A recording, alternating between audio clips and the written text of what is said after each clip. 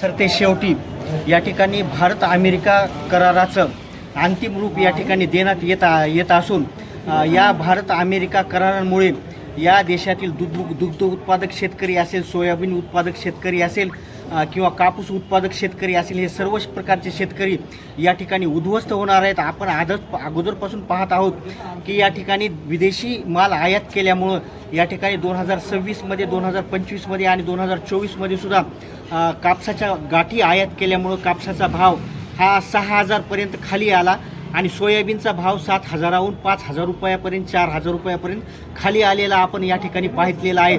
जर हा भारत अमेरिका करार झाला तर काश्मीरच्या सेब उत्पादक शेतकऱ्यांपासून कन्याकुमारीपर्यंत मासळी उत्पादक आणि शेतकऱ्यांपर्यंत आणि धान उत्पादक शेतकऱ्यांपर्यंत सर्व शेतकरी प्रभावित होणार आहेत। या करारांमुळे या देशातील 80 कोटीपेक्षा जास्त शेतकऱ्यांची या ठिकाणी माती करण्याचा या ठिकाणी सरकारने निर्णय घेतलेला आहे। आपण पाहत आहोत की या ऊर्जा उत्पादन असतील, गॅस असेल, तेल असेल किंवा मीडिया म्हणजे यासारख्या उत्पादनावर सुद्धा यामुळे प्रभाव पडणार असून हे देश आपल्या देशाच्या स्वायत्ततेबरोबर आणि प्रभुत्वतेबरोबर या ठिकाणी सरकार तडजोड करत आहे।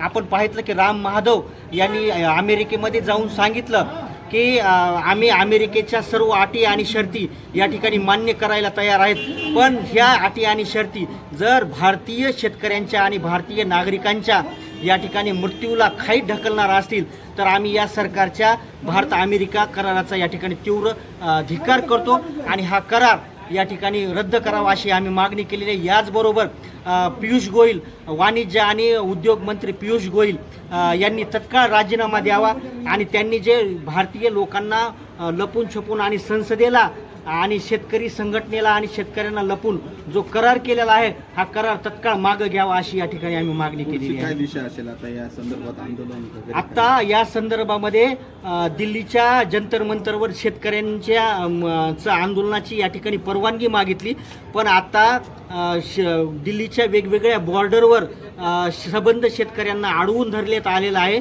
अजूनपर्यंत आम्हाला जे या ठिकाणी जंतर मंतरवर आंदोलन करण्याची परवानगी दिली नाही। सबंध भारतभरातील शेतकरी या कराराच्या विरोधामध्ये आता दिल्लीमध्ये एकवटत असून राष्ट्रव्यापी आंदोलन होत आहे।